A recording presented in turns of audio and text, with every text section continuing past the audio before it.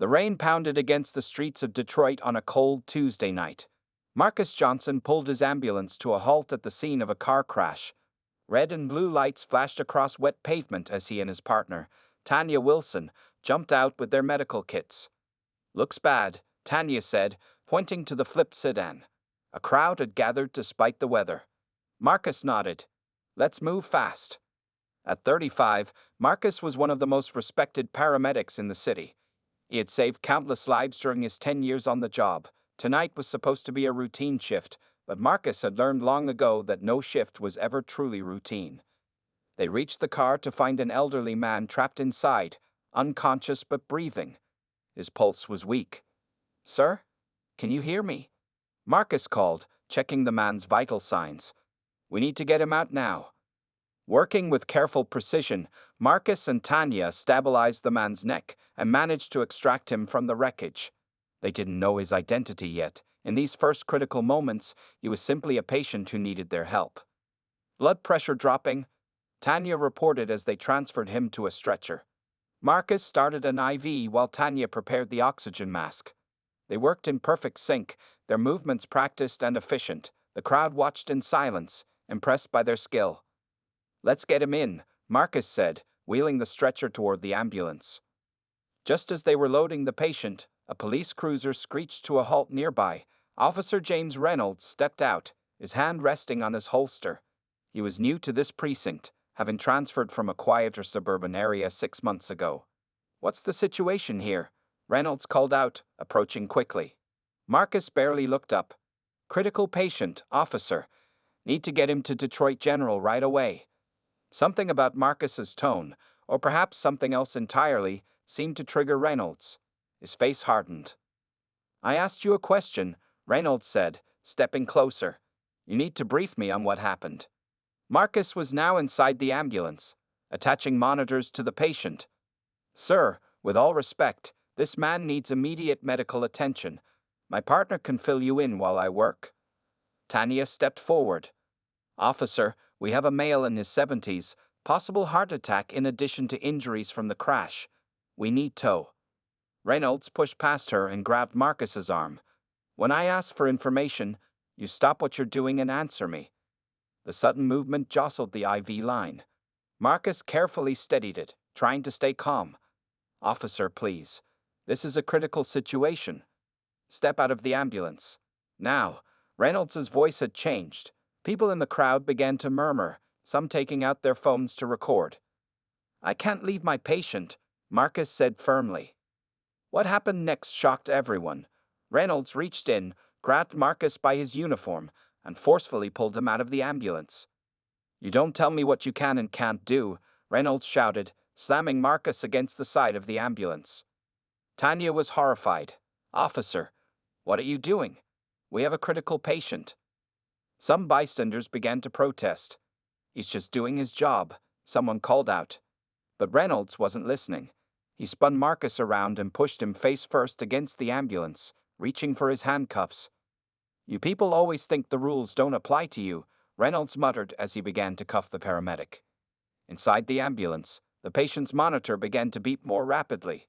The situation was quickly spiraling out of control, and no one realized that what would happen next would change all their lives forever. The cold metal of the handcuffs bit into Marcus's wrists. Rain soaked through his uniform as Officer Reynolds pressed him against the ambulance. Around them, the crowd grew larger and louder. "This is wrong." Someone shouted from the crowd. "He's a paramedic trying to save someone," called another. Officer Reynolds ignored them all. "You should have shown proper respect," he said to Marcus, tightening the cuffs. "When an officer asks you a question, you answer." Marcus kept his voice steady despite his racing heart. "My patient could die while we're out here. Please, let me help him." Tanya had climbed back into the ambulance to monitor the elderly patient, whose condition was worsening by the second. She poked her head out, panic in her eyes. "His heart rate is dropping. Marcus, I need you in here now." Reynolds scoffed. "Your partner can handle it." "She needs help," Marcus insisted, trying to turn around. "This man might not make it to the hospital without both of us working on him." The officer pushed him harder against the vehicle. "Stop resisting." A woman from the crowd stepped forward, holding up her phone. "I'm recording all of this," she announced. "Badge number 4873, right? This is going straight to the news." For the first time, Reynolds seemed to hesitate. More phones were pointed their way now, recording everything. But instead of backing down, his anger seemed to grow. "Everyone step back," he shouted. "This is police business." Two more police cars pulled up to the scene. Officer Diaz, a veteran cop who had worked with Marcus on many emergency calls before, jumped out of his vehicle and surveyed the situation with confusion. "Reynolds, what's going on here?" Diaz called out as he approached. "This paramedic refused to cooperate and became combative," Reynolds replied. Marcus shook his head. "That's not what happened. We have a critical patient." "Shut up," Reynolds interrupted, yanking Marcus away from the ambulance. "I'm taking him in for obstruction and resisting." Officer Diaz looked skeptical. "Hold on. I know this medic. He's one of our best in the city." Inside the ambulance, the patient's monitor began to sound a continuous alarm. Tanya shouted, "He's crashing. I need help now." Diaz immediately recognized the seriousness of the situation. "Reynolds, uncuff him. They got a dying patient." "Not until I check who's in there," Reynolds insisted, pulling Marcus toward the back of the ambulance. With Diaz following close behind, Reynolds peered inside. His face immediately drained of color. The patient's face was now visible under the oxygen mask as Tanya worked desperately to stabilize him. That's Mayor Wilson," Reynolds stammered, his voice barely audible. The mayor of Detroit lay unconscious on the stretcher, his life hanging by a thread. Mayor Robert Wilson, the city's first black mayor in 20 years, a man who had championed police reform while still supporting the department with increased funding and training. Officer Diaz acted quickly. "Get those cuffs off him now." Reynolds fumbled with the keys, his hands suddenly shaking. As soon as the cuffs were removed, Marcus didn't waste a second. He jumped into the ambulance and immediately took over chest compressions while Tanya prepared the defibrillator. "Clear," she called, and Marcus stepped back as the shock was delivered to the mayor's chest. Outside, more vehicles arrived, the mayor's security detail, who had been following in a separate car when the accident occurred. They looked horrified at the scene before them. "What happened here?" demanded the head of security. Officer Diaz pointed at Reynolds. "A serious mistake." Reynolds stood frozen, watching through the ambulance doors as Marcus worked tirelessly to save the mayor's life. The same man he had just assaulted was now the only hope for his city's beloved leader. In the distance, sirens wailed as more police cars approached. The rain continued to fall, washing away nothing of what had just happened. Inside the ambulance, Marcus worked with intense focus. His wrists still burned from the handcuffs, but that didn't matter now. What mattered was saving Mayor Wilson's life. "BP is stabilizing," Tanya announced. "Heart rhythm returning to normal." Marcus nodded. "Let's move. Tell Detroit General we're coming in with the mayor. We need their cardiac team ready." Outside, chaos erupted. The mayor's security team surrounded Officer Reynolds, demanding answers. Cell phones recorded every moment. Officer Diaz tried to take control of the situation. "Everyone back up," Diaz ordered. "Let the ambulance through." Reynolds stood frozen, his face pale with shock. "I didn't know," he whispered. "I didn't know it was the mayor." The head of the mayor's security detail, Agent Clark, stepped right into Reynolds' face. "And that makes a difference. You assaulted a paramedic trying to save a life, whose life shouldn't matter." The ambulance doors closed. Marcus gave a quick thumbs up to Diaz through the window as Tanya started the engine. The crowd parted, and the ambulance sped away, sirens blaring. Reynolds watched it go, then turned to see his police captain arriving at the scene. Captain Rivera stepped out of her car, her expression grim as she surveyed the crowd of angry onlookers still holding up their phones. "Reynolds, what the hell happened here?" she demanded. Before he could answer, someone from the crowd shouted, "He attacked that black paramedic for no reason." "He pulled him away from a dying patient," added another voice. Captain Rivera turned to Diaz. "Is this true?" Diaz nodded slowly. "I arrived to find Reynolds had handcuffed Paramedic Johnson while he was trying to treat Mayor Wilson." The captain's eyes widened. "Mayor Wilson?" "Car accident," Diaz explained. "The mayor was the patient." Rivera closed her eyes briefly, as if absorbing the magnitude of the situation. When she opened them, her gaze fixed on Reynolds with cold fury. "Your body cam better have been on," she said. Reynolds touched the camera on his chest. "It was." "Good, because there are about 20 civilian cameras that caught whatever happened." She pointed to his patrol car. "Wait there. Don't speak to anyone." As Reynolds walked away, Agent Clark approached the captain. "This officer has potentially endangered the mayor's life with his actions. We'll be pursuing this matter to the fullest extent." Rivera nodded. "As will the department, I assure you." Across town, the ambulance carrying Mayor Wilson raced through red lights. Marcus kept his hand on the mayor's wrist, monitoring his pulse. "You know him?" Tanya asked, glancing in the rearview mirror. Marcus nodded. "Everyone knows Mayor Wilson. But yeah, he came to my daughter's school last year. Spoke to her class about public service. And that cop just..." Tanya shook her head in disbelief. "Keep your eyes on the road," Marcus said quietly. "We'll deal with all that later." The mayor stirred slightly, his eyes fluttering open. Marcus leaned closer. "Sir, you're in an ambulance. You've had a car accident and possibly a cardiac event. We're taking you to Detroit General." Mayor Wilson tried to speak but could only manage a weak mumble. His hand moved slightly, and Marcus realized he was trying to reach out. He gently took the mayor's hand. "You're going to be okay, sir. Just rest." The mayor's eyes seemed to focus on Marcus's face, then on his wrist, where red marks from the handcuffs were clearly visible. A question formed in his gaze. "It's nothing," Marcus assured him. "Just focus on staying calm." Back at the scene, videos of the incident were already being uploaded to social media. The story was spreading. A white police officer had assaulted a black paramedic who was trying to save a patient who turned out to be the city's beloved mayor. Captain Rivera finished interviewing witnesses and walked back to Reynolds, who sat alone in his patrol car, staring straight ahead. "Give me your badge and gun," she said through the open window. "You're suspended, effective immediately." Detroit General Hospital buzzed with activity as word spread that Mayor Wilson had arrived. Doctors and nurses rushed to meet the ambulance as it pulled up to the emergency entrance. 68-year-old male, car accident victim with possible cardiac event, Marcus reported as they wheeled the mayor in. BP stabilized en route, but he's still critical. Dr. Patel, the head of cardiology, took charge immediately. "Get him to Trauma 1. I want a full cardiac workup, stat." As the medical team whisked Mayor Wilson away, Marcus finally had a moment to breathe. He leaned against the wall, suddenly aware of how much his wrists hurt. The red marks had darkened to bruises. "You should get those looked at," Tanya said, noticing his discomfort. Before Marcus could respond, the emergency room doors burst open. 3 news crews pushed their way in, cameras rolling. "There he is," one reporter shouted, pointing at Marcus, the paramedic who was assaulted while saving the mayor. Hospital security moved quickly to block the reporters, but not before several photos were taken.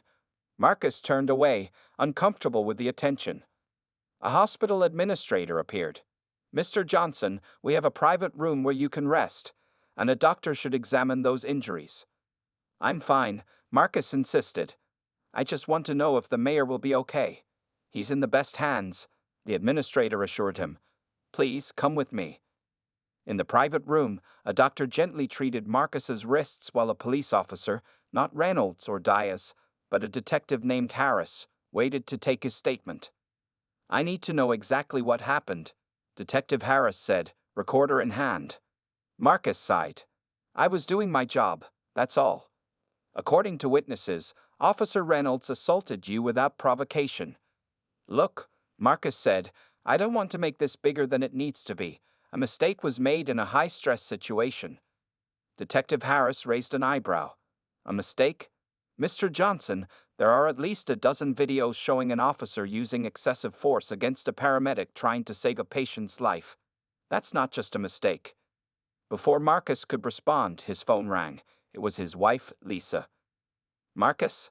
Oh my God, are you okay? You're all over the news." "I'm fine, honey," he said, trying to sound calm. "Just a misunderstanding." "Misunderstanding? They're saying an officer assaulted you while you were treating the mayor." Marcus closed his eyes. Lisa, please don't worry. I'll be home soon and explain everything. As he ended the call, another person entered the room. Agent Clark from the mayor's security detail. Mr. Johnson, Clark said formally. I need a word. Detective Harris stood. I'll give you a moment. When they were alone, Clark's professional demeanor softened slightly. Mayor Wilson is asking for you. Marcus looked surprised. For me? Is he okay? He's stabilized. The doctors say he had a mild heart attack, likely triggered by the accident.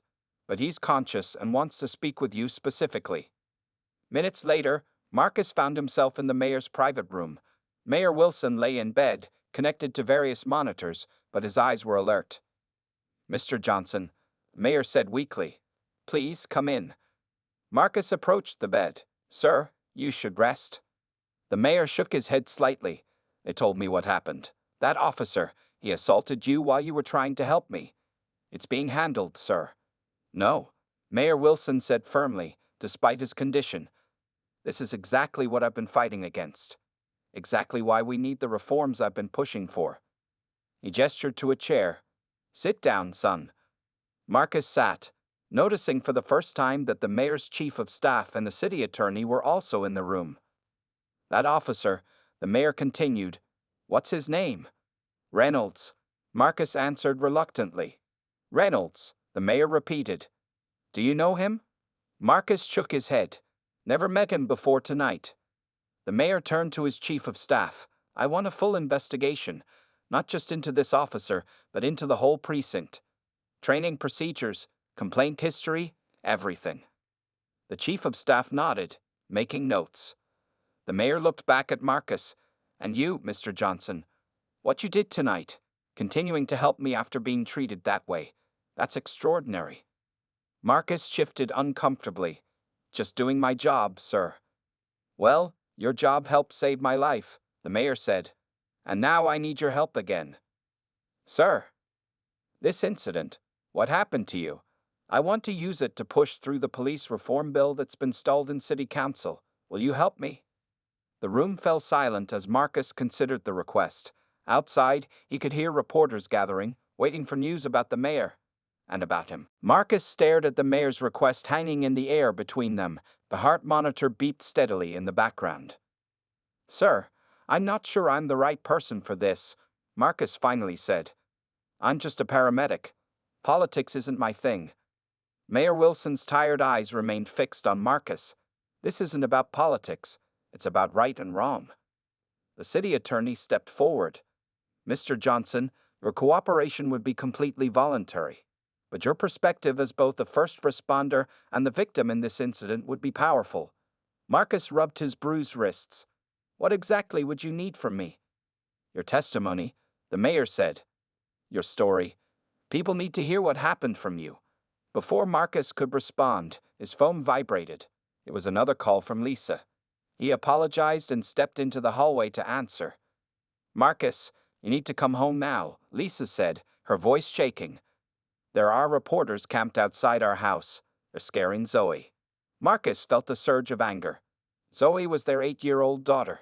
I'm on my way, he said firmly. When he returned to the room, his face had hardened. I'm sorry, Mayor Wilson.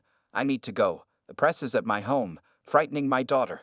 The mayor nodded in understanding. Of course. Family comes first. As Marcus turned to leave, the mayor added, Think about what I said, Mr. Johnson. Sometimes change only happens when good people stand up. Outside the hospital, Marcus found a police escort waiting for him, arranged by Agent Clark. The female officer drove him home in silence, occasionally glancing at his bruised wrists in the rearview mirror. When they arrived at his modest suburban house, Marcus was shocked by the scene. At least a dozen news vans lined the street, and reporters crowded his front lawn. Camera flashes popped like lightning as he stepped out of the police car. Mr. Johnson, can you tell us what happened tonight? Is it true the officer used racial slurs during the attack? Did you know you were treating the mayor?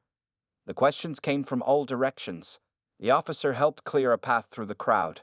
Marcus kept his head down, not saying a word. Inside, he found Lisa sitting on the couch with Zoe, who ran to him the moment he entered. "Daddy," she cried, wrapping her arms around his waist. "There are so many people outside that keep taking pictures." Marcus hugged her tight. "It's okay, baby. They'll go away soon." Lisa approached, her eyes immediately going to his wrists. "Oh, Marcus," she whispered, gently touching the bruises. "I'm fine," he assured her. "How are you two holding up?" Lisa shook her head. "Your mom called. She saw everything on the news. Your phone's been ringing nonstop. Even the school called to say reporters have been asking about you." Marcus sighed deeply. His quiet life had exploded in just a few hours. "And that's not all," Lisa continued, leading him to the kitchen where their TV was on. "Look." The news was showing body camera footage from Officer Reynolds. The department had released it quickly, likely trying to get ahead of the story. The video clearly showed Reynolds' aggression and Marcus's professional attempts to de-escalate while trying to care for his patient. "This footage has sparked protests outside police headquarters," the news anchor reported. "Community leaders are calling for Officer Reynolds to be fired and charged with assault." The scene switched to a crowd gathered downtown, many holding signs with Marcus's face on them and slogans like "Protect our heroes" and "Justice for Marcus." "I don't want this," Marcus said quietly. "I never wanted to be the face of anything." His phone rang again, an unknown number. Against his better judgment, he answered. "Mr. Johnson, this is Claire Bennett from the Detroit Times. We'd like to tell your story, in your own words. No spin, just the truth." Marcus looked at his family, then at the chaos outside his window. The mayor's words echoed in his mind. Sometimes change only happens when good people stand up. "Miss Bennett," he said slowly, "I'll talk to you. But not tonight. My family needs me right now." As he hung up, Zoe asked, "Daddy, are you in trouble?" Marcus knelt down to her level. "No, sweetheart. Sometimes doing the right thing makes things complicated, but it doesn't mean it's trouble." Outside, the cameras continued to flash, capturing the house where a reluctant hero was making a difficult decision. Morning arrived with no relief. The reporters remained outside the Johnson home, their numbers growing. Marcus peeked through the curtains and sighed. "They're still out there," he told Lisa, who was making breakfast. "Your interview with the Detroit Times comes out today," she reminded him. "That might calm things down." 3 days had passed since the incident. In that time, Marcus had spoken only to Claire Bennett from the Times, declining all other interviews. He hoped telling his story once would be enough. "I don't think anything will calm this down," he said, watching Zoe eat her cereal. "Not with the hearing today." The police department had scheduled Officer Reynolds' disciplinary hearing for that afternoon. Marcus was required to testify. His phone buzzed with a text from Tanya. "You ready for today? Want me to pick you up?" He texted back, "Thanks, but the department is sending a car." The doorbell rang, making them all jump. Lisa went to check the peephole. "It's your mother," she said, opening the door. Martha Johnson bustled in, pushing past the reporters with fierce determination. At 65, she was still a force to be reckoned with. "These vultures," she exclaimed, setting down a large paper bag. "I brought you all breakfast sandwiches. Those reporters tried to ask me questions. I told them I'd give them something to report about if they didn't move out of my way." Marcus couldn't help but smile. "Mom, you didn't threaten the press, did you?" "I didn't threaten. I promised." She hugged him tight, then pulled back to examine his wrists. The bruises had darkened to deep purple. "Oh, my baby boy." "I'm fine, Mom." Martha's eyes flashed. "You're not fine. That officer attacked you for doing your job. Your father would bay." "Dad would tell me to stay calm and do what's right." Marcus finished for her. His father, a former firefighter, had passed away 2 years ago. Martha nodded, tears forming. "He would be so proud of you." Zoe joined them. "Grandma, my friends at school said Daddy's a hero." "He certainly is," Martha agreed. Marcus's phone rang. It was Agent Clark. "The car is here, Mr. Johnson. We'll bring you in through the back entrance to avoid the media." When Marcus stepped outside, the reporters surged forward despite the officers keeping them at bay. Camera flashes blinded him as he hurried to the waiting SUV with tinted windows. Downtown, the scene was even more chaotic. A crowd had gathered outside police headquarters, some supporting Marcus, others supporting the police. Officers in riot gear kept the groups separated. "This is insane," Marcus murmured as they drove past. Agent Clark nodded grimly. "Mayor Wilson's reform bill is gaining support because of what happened to you. But there's been pushback too." Inside, Marcus was led to a waiting room. Through a window, he could see the hearing room filling up with police officials, city representatives, and select members of the press. The door opened, and Mayor Wilson entered, walking with a cane. He looked pale but determined. "Mr. Johnson," he said, extending his hand. "Thank you for being here." "Sir, should you be out of the hospital?" Marcus asked, concerned. The mayor smiled weakly. "Probably not, but I wouldn't miss this.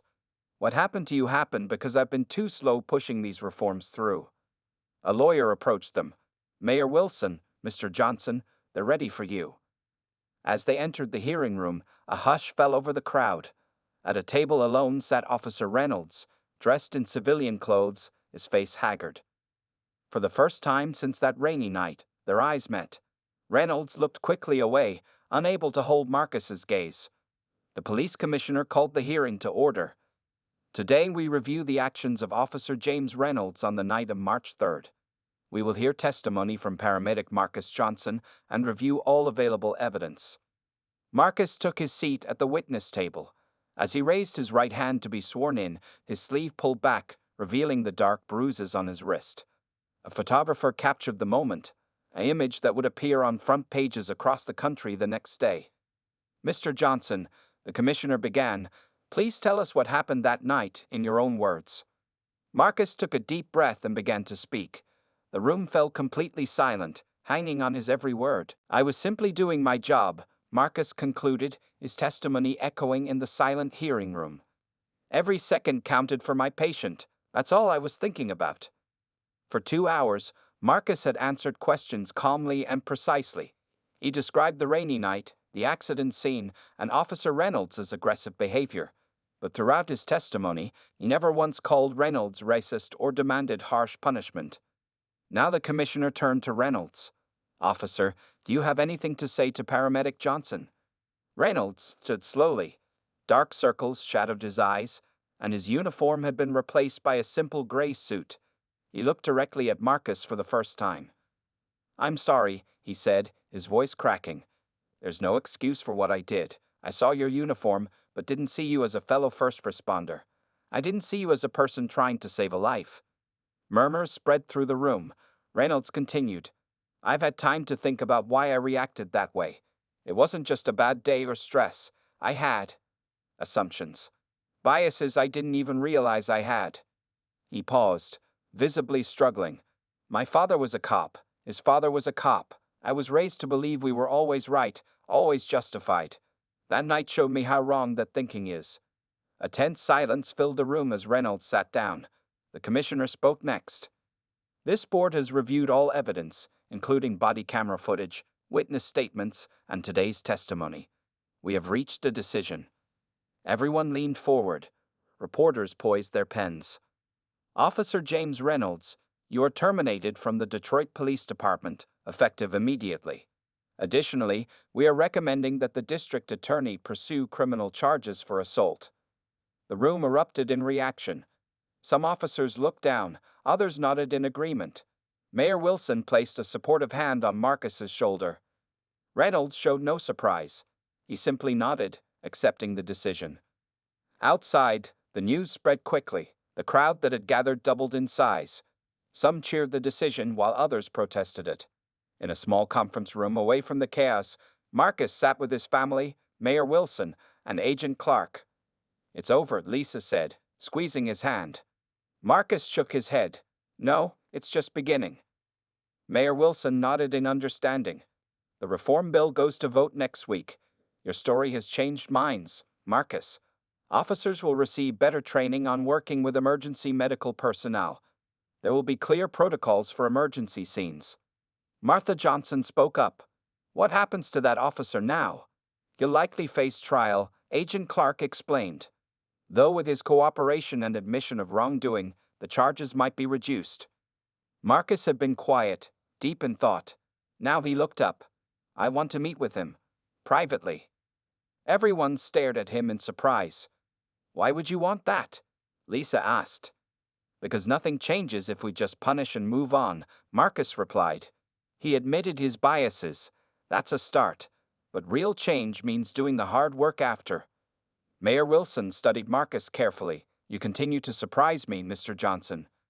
Later that evening, in a small room at City Hall, Marcus waited alone. The door opened, and Reynolds entered, looking uncertain. You wanted to see me? Reynolds asked. Marcus nodded. Sit down. Reynolds took a seat across from him. For a moment, neither spoke. I didn't ask for you to be fired, Marcus finally said. I know. And honestly, I deserve worse. Marcus leaned forward. What you deserve isn't up to me. What happens next could be. The mayor is starting a new program, training for first responders and police to work better together. He wants me to help lead it. Reynolds looked confused. Why are you telling me this? Because once your case is settled, you could be part of it too. Not as a cop, but as someone who learned the hard way why change is needed. Reynolds stared in disbelief. You work with me. After what I did. This isn't about you or me, Marcus said firmly. It's about making sure what happened that night never happens again. Outside the window, they could see protesters still gathered, their signs visible in the fading light. The city was at a turning point, and somehow, they were both at the center of it. I don't deserve a second chance, Reynolds said quietly. Maybe not, Marcus agreed. But the people of this city deserve a better system, and building that might start with us. 6 months later, Marcus stood in front of a classroom filled with police officers and paramedics. The sign on the door read, Joint Emergency Response Training. Communication is everything, Marcus explained, pointing to the presentation screen behind him. In those critical first minutes, we all have jobs to do, but we're working toward the same goal, saving lives. At the back of the room sat James Reynolds, no longer in uniform, but dressed in a simple button-down shirt. He wasn't an instructor like Marcus. He was there to share his story, a cautionary tale of what happens when bias and poor communication collide.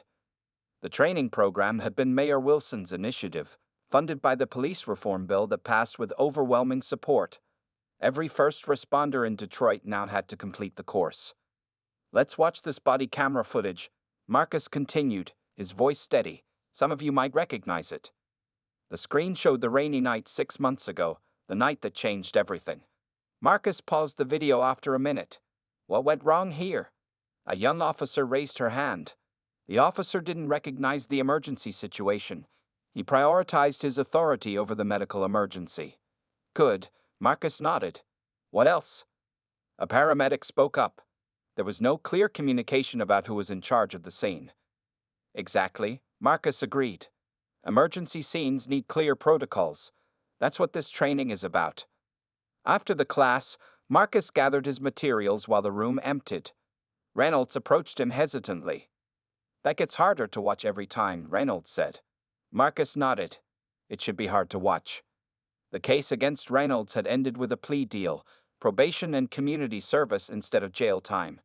Part of that service was participating in the training program, sharing his perspective on what went wrong that night. The new protocols are working, Marcus said. Incidents between police and emergency medical services are down 80%. Because of you, Reynolds pointed out. Marcus shook his head. Because people were ready for change. What happened just opened their eyes. Outside the training center, a news crew was setting up. Mayor Wilson, now fully recovered, was giving interviews about the program's success. There's Marcus Johnson now, the mayor said, spotting him. The man who made all this possible. Marcus reluctantly joined the mayor, while Reynolds hung back, out of camera range. Mr. Johnson, the reporter asked, how does it feel knowing your experience has changed police training throughout the city? It feels like something good came from something bad, Marcus answered honestly, and that's all anyone can hope for. After the interview, Mayor Wilson pulled Marcus aside. The governor called. They want to implement this training statewide. They're asking if you'd oversee it. Marcus looked surprised. Me? I'm just a paramedic. You're much more than that now, the mayor said. You're a bridge builder. Later that evening, Marcus drove home, thinking about the mayor's offer. His phone rang through the car speaker. "Dad?" Zoe's voice filled the car. "Are you coming to my basketball game?" "Wouldn't miss it for the world," he promised. "I'm on my way now." When he arrived at the school gym, Lisa waved from the bleachers. Beside her sat his mother, and, surprisingly, Tanya from work. "We came to support Zoe," Tanya explained as he joined them, "and to hear about your big offer." "News travels fast," Marcus said, smiling. "Are you going to take it?"